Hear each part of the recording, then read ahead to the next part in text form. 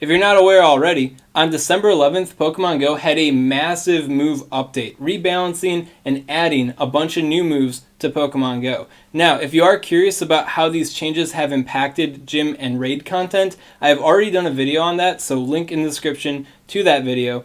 This video is mostly going to be focusing on the new moves and the rebalanced moves in their relationship to PvP.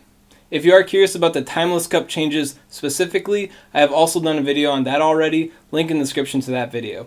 At any rate, all of PvP in general, let's get into it. And these topics are going to be covered in order of appearance from the official announcement. If you want to access the official announcement yourself, link in the description to that. So, the first attack on the chopping block is Night Slash. Night Slash has been changed to a 35 energy cost charge move for 50 damage, which is actually pretty impressive. On top of that, it also has a 1/8 chance to boost your attack stat by 2 stages, which is pretty tasty if it happens. I wouldn't rely on it happening, but this move already looks pretty baller without it, so if it does happen, that's just like the extra spice, right?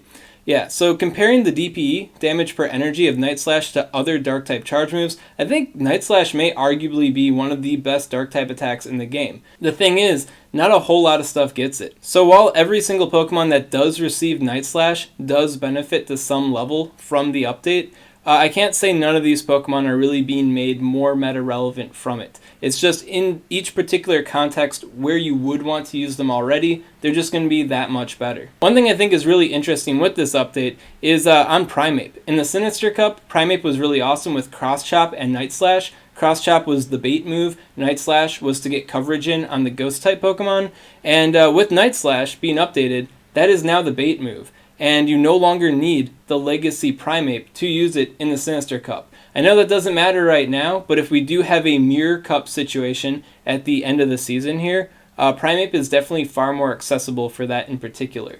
But I think this whole Primeape example is a prime example of how Night Slash is only going to benefit in very specific scenarios in like a big way. I don't see any of these Pokemon really stepping up and becoming the master of one particular league or another. So next up, we have Icy Wind. Icy Wind is now a 45 energy cost charge move for 60 damage, and it has a 100% chance to decrease your opponent's attack stat by 1 stage, which means it is a debuffing move that is relatively easy to get to, and it also packs a punch. As a result, Icy Wind is arguably one of the best charge moves in the entire game right now. But the question is, what gets it? And this is where things fall a little flat. Looking at the list of Pokemon that can learn Icy Wind, nothing too exciting really gets it. In fact, what we're seeing is the most exciting thing to get Icy Wind is actually the double Legacy Dugong. So you need a Dugong that has both Ice Shard and Icy Wind to get the full optimal utility out of Dugong here, which is pretty far-fetched, right? Now, Cloyster here does have both moves, Ice Shard and Icy Wind, so why isn't Cloyster so exciting? Well, its stats aren't really that favorable for PvP like Dugong's are, so Cloyster does end up playing second fiddle a little bit there. One thing I think is really interesting with Icy Wind, though, going forward, is the fact that in like Gen 4 or Gen 5, it was a really common move tutor move, which means a ton of different Pokemon could just happen to learn Icy Wind. And in that respect, I feel like Icy Wind may find its way on more Pokemon's move pool going forward in the future. Just something that Niantic might just sprinkle onto stuff and be like, you're good now, and you're good now, because Giratina, right? Yeah, so I could see more Icy Wind Pokemon in the future. In the present, though, it doesn't seem to be that big of a deal. Mostly because the best Pokemon using it is a super rare double Legacy Pokemon. Next up, we got the Hydro Cannon nerf. Yeah, so Hydro Cannon's base damage has been decreased by 10. Now, in the Great League, this is some pretty bad news for Swampert, because Water-type coverage really isn't that big of a deal in the open Great League. And the fact that Hydro Cannon was so powerful and so spammable by Swampert, Swampert was able to make its way through the Great League with this attack, right?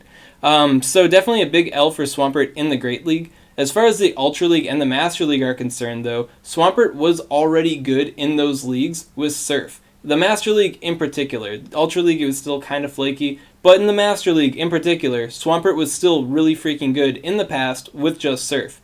Hydro Cannon is still a better version of Surf.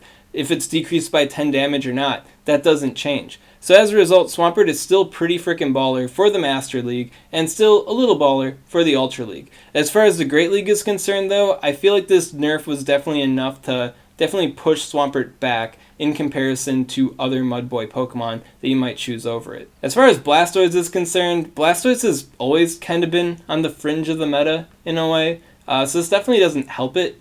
I can't say it really hurts it though, because Blastoise's whole thing was using Ice Beam as a water type Pokemon, so it's like not that big of a difference for Blastoise, but it definitely doesn't help Blastoise. Next up is the Return and Frustration nerf. So before, they were relatively low energy cost charge moves, and now they got a 70 energy cost associated with them, which is pretty steep. 70 energy cost is like an attack that you're probably never going to use. Now the DPE isn't all that bad. It's 1.86 DPE, so not a terrible attack, but it's no longer as ubiquitous as it once was. Now I've never talked about this in a YouTube video, but I have brought it up several times in my live streams. I felt like Return was kind of a big problem for the PvP scene, especially in the Great League. Primarily because some Pokemon couldn't actually use Return in the Great League without using a secondary account, which is like really controversial for competitive scenes where you don't want cheating, right? And then on top of that, it was also a bit too ubiquitous for a lot of Pokemon's move pools. Like, too many things were benefiting from the old Return, to the point where if every single Pokemon could get Return, over half of optimized teams would have Return on their Pokemon's move pools, which is kind of bland. So the Return nerf is pretty massive for all the Pokemon affected by it. Principally, you got Banette, Sandslash, and all the Razor Leaf users that were really digging the Return. They're not digging this update, but I feel like if those Pokemon are to become relevant in Pokemon Go PvP, I'd like it to be through like more creative means than just giving them the blando good enough attack. You know what I'm saying? So while this does hurt some Pokemon, I feel like in the long run, this nerf is definitely good for the metagame. Next up, we got Mudslap. Mudslap had its damage increased, so that's pretty nice. So far, we really haven't seen any Pokemon really making waves with the new Mudslap damage, though. It's not like Razor Leaf or Charm, where you're just like blowing through a whole bunch of stuff. It's kind of more like Waterfall, where it's like a heavy-hitting attack, but enough stuff resists it where it's like not that big of a deal. Main Pokemon we're seeing be awesome with this right now is Gastrodon, in the Timeless Cup in particular, where it's able to hit a lot of the poison types with it. But aside from that, we're really not seeing any Pokemon making big waves with Mudslap. One thing I do think that you should think on for the future, though, is Grimer. Grimer has had some baby swag in the past as a poison-type Pokemon that can use Mudslap in combination with Mud Bomb. So Mud Spamming poison-type Pokemon. Now we have the Best Buddy feature that allows you to push Pokemon up to level 45. Grimer, capping before 1500 CP, well, that guy's all excited about this level 45 stuff, which means Grimer is even more viable as a meme going forward in the future. Maybe not the biggest thing for the Open Great League, but in a particular cup, that might be pretty huge. If you are curious about other Pokemon that benefit from the level 45 situation with the Best Buddy feature, King Ive has a really good breakdown on that. I might do my own video on that in the future, but for the time being, check out King Ive's video in the description. Next up, we have Sandtomb. Sandtomb is an attack that was so bad, and it was on so few Pokemon, like, and they were also like transitional Pokemon, like not fully evolved ones, that this may sound like a whole brand new move to you. But yeah, it's been updated. It now has a lower energy cost, deals less damage, I guess, and it decreases your opponent's defense stat by 1 stage, which is pretty cool. The Pokemon that get it now are Fortress, Torterra, Garchomp, and Gliscor. Now, if you look at the charge cost on it, it's still 40 energy cost, which isn't exactly low. And then the DPE is only 0.63. I mean, it's 40 for 25. So you are decreasing their defense stat by 1 stage. But man, the cost and the base power, that's just straight up terrible, right?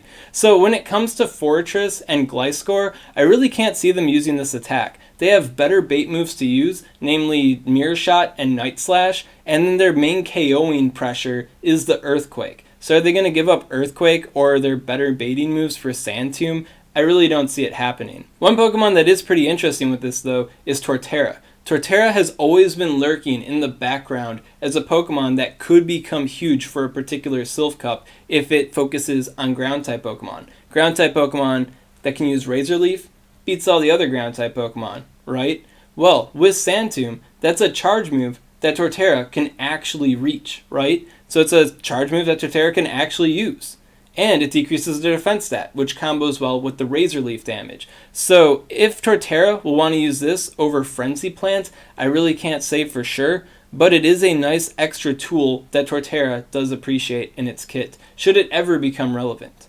Then as far as Garchomp is concerned, I also think this is an interesting update for Garchomp too. So Garchomp is kind of like a parallel to Groudon in the Master League. Both these Pokemon use Mudshot to charge up to their all-powerful Earthquakes really quickly. Then their secondary move is the secondary coverage. Garchomp arguably better than Groudon because Outrage has better coverage than Solar Beam and Fire Blast do in the Master League.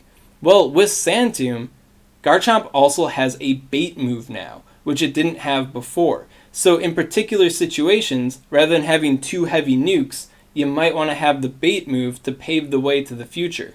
On top of that, it does take a while to get to these heavy nuke attacks if you're trying to race up to a charge move and your opponent's racing up to a charge move, and they only need a little baby bit of damage left to finish them off. Sand Tomb could be that baby bit of damage to just be like, pocket sand, take them out.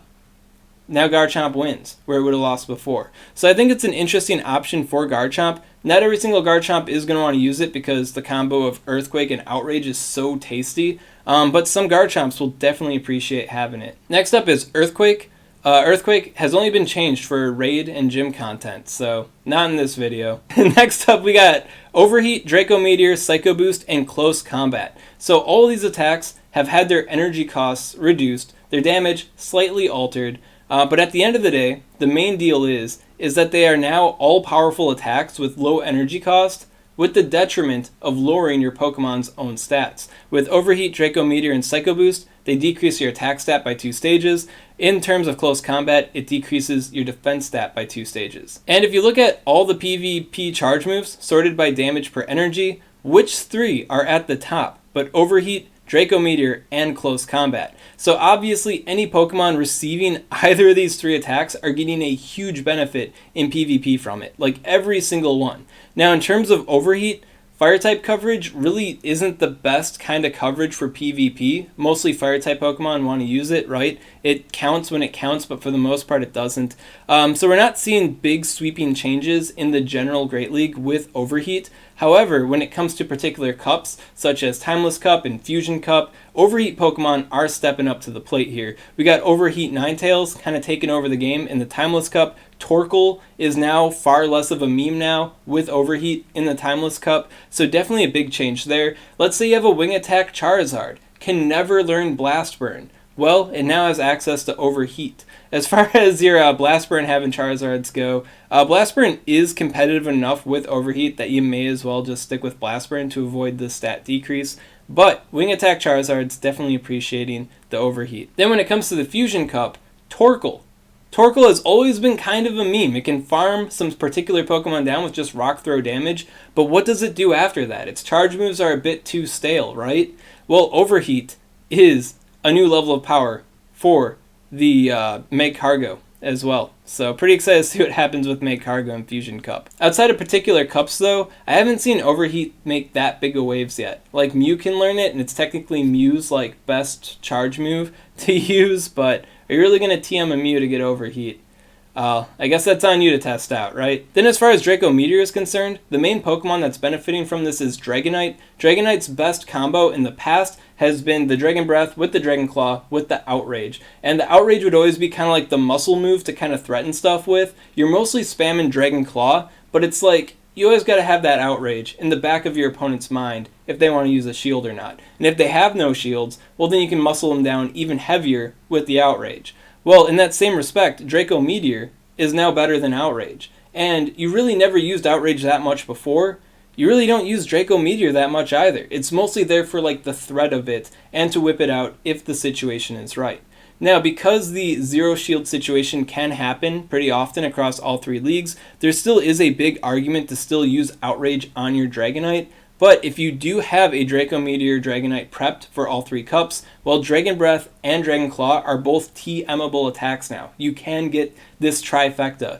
And if you can get this trifecta, you should definitely try it out. I feel like it is a bit better than the Outrage in some respects here.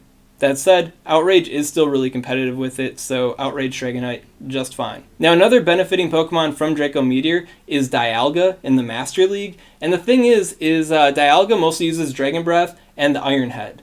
The Thunder is mostly used as a secondary coverage move, so you can actually hit other Steel-type Pokemon for effective damage, or neutral damage. I really can't see Dialga swapping over to Draco Meteor, but if they want to, it's definitely a very powerful move, more powerful than the Iron Head is, but I feel like the coverage of Thunder is still very important for Dialga. Then when it comes to close combat, basically everything that has close combat is really loving the close combat buff. So in Silph Cups, if something was good before, or maybe kind of fringe, and it has close combat, well, now it definitely has a seat at the table, where it didn't exactly have one before. 2 Pokemon that I'm seeing really become like meta relevant with this attack are Hitmontop and Virizion. So Hitmontop in the Great League, definitely rocking it out with close combat in combination with Stone Edge. Really loving the combo there. And then as far as Virizion is concerned, Quick Attack is okay enough of a fast move to like make a Pokemon not exactly bad. Leaf Blade, also one of the best charge moves in the game, and now Virizion also has close combat to back it up. As far as Terrakion, Keldeo, and Cobalion go, I don't really see them becoming meta with close combat. It is a buff for them, but I don't think it's enough to bring them into relevancy. Their secondary typings and other attacks are mostly holding them back now.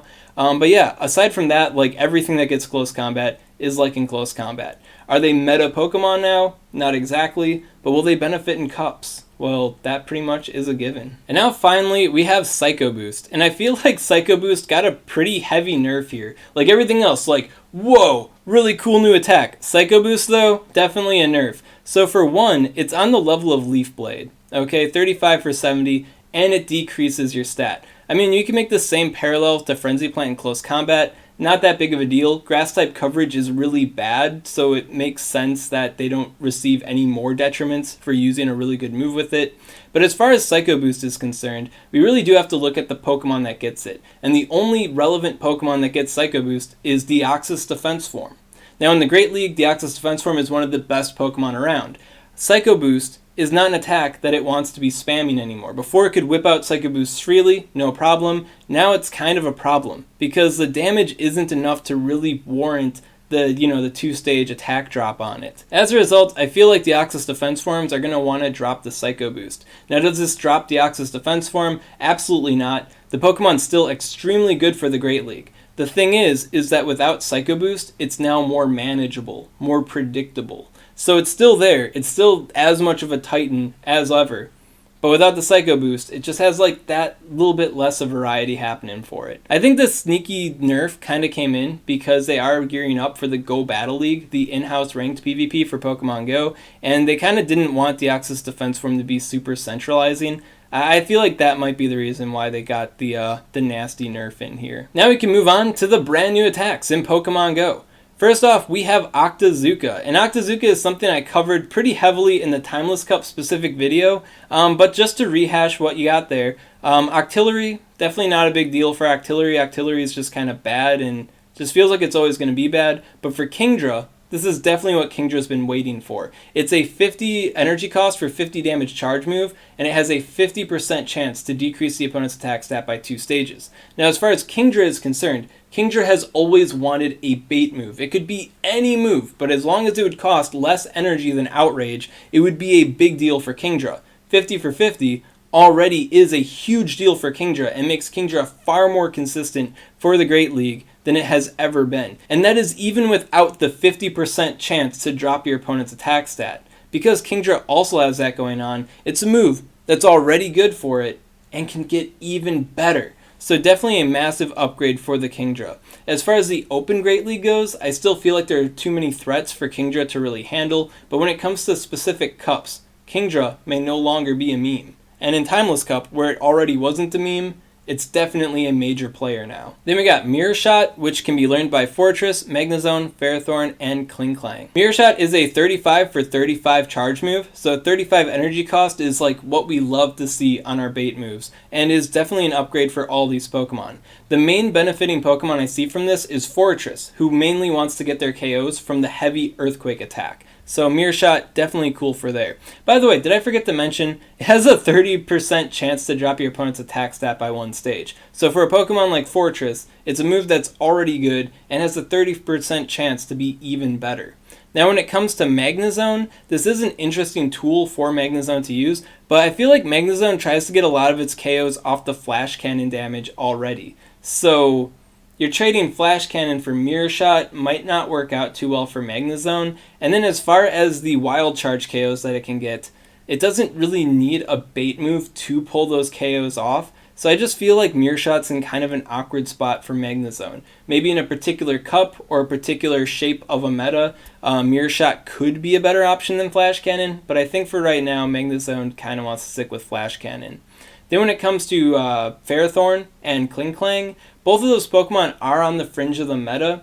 I don't feel like a 35 for 35 bait move is really helping any of the issues that they currently have right now. I really don't know how to fix these Pokemon off the top of my head, but I just don't feel like Mirror Shot is it. So maybe if there is a particular cup that benefits them in the future, they're going to be all about the Mirror Shot. But just the same, I could see them not really caring about Mirror Shot, similar to the Magnezone situation, where their other charge moves are really important for their KOs, and then like low energy cost enough, where a 35 for 35 is just going to have a low impact. Cool move for Fortress, not so much for everything else, but could be interesting. Then next up we have Fellstinger.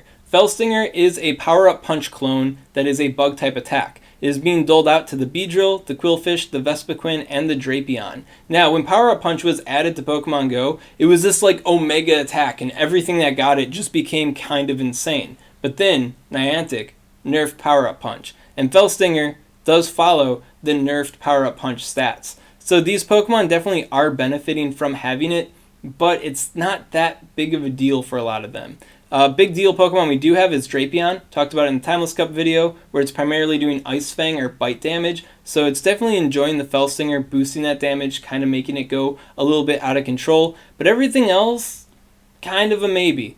I mean, Quillfish is probably going to like it, where it ends up working out. But in a general meta sense, Quillfish, not so much. Then when it comes to Beedrill and Vespiquen, they got a interesting tango going on. So when you look at the bug-type charge moves, Fellstinger is in direct competition with X-Scissor, 35 for 20 versus 35 for 45. Now these Pokemon are slow enough where they really do want to get that charge move damage in, but their fast moves are also kind of strong enough where they're going to appreciate the boost from the Fellstinger. But the thing is which one is actually the better move for them? That I really can't say right now, because there are so many situations where X-Scissor just makes more sense, but there are also situations where Fellstinger makes more sense, you know what I'm saying? And they definitely want their alternative coverage attacks to really round them out, so you can't use both of them to like good effectiveness. So I think it just is an awkward move for them to have given everything else. I imagine given a particular cup or another, one move will be clearly better than the other one.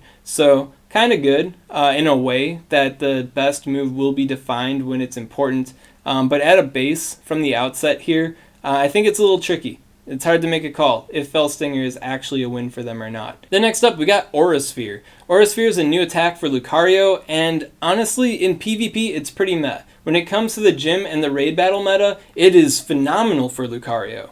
But in PvP, I feel like it's just too slow. So checking out the charge moves here, you can see Aura Sphere is 55 for 100, which basically puts it on par with Dynamic Punch. But as I said before, like Machamp in the Master League, for example, wants Cross Chop instead of Dynamic Punch. Cross Chop obviously weaker than Dynamic Punch. Then when it comes to Lucario in particular, we have Close Combat to compete with it now. Lower energy cost for more damage. And then you also have Power Up Punch, which fuels the counter damage, which is pretty important for Lucario. So it's like, I don't know. I guess it's kind of stuck in the middle in one sense, but I feel like Close Combat and Power Up Punch are both much more relevant than Aura Sphere is. So definitely a pretty big divide here for Master League optimal Lucarios and then Raid and Gym Battle meta Lucarios. And finally for new attacks, we have Superpower. So Superpower is like close combat, but instead of decreasing your defense stat by 2 stages, it decreases your attack and your defense stat by 1 stage each. So Pokemon that are getting it are Pinsir, Snorlax, Hariyama, Rhyperior, and Melmetal. And kind of awkward for some of them. When it comes to Pinsir and Hariyama, they both have access to close combat, and because close combat doesn't decrease your attack stat, it's arguably a better move to use in practice than Superpower is. So, not that big of a difference for them.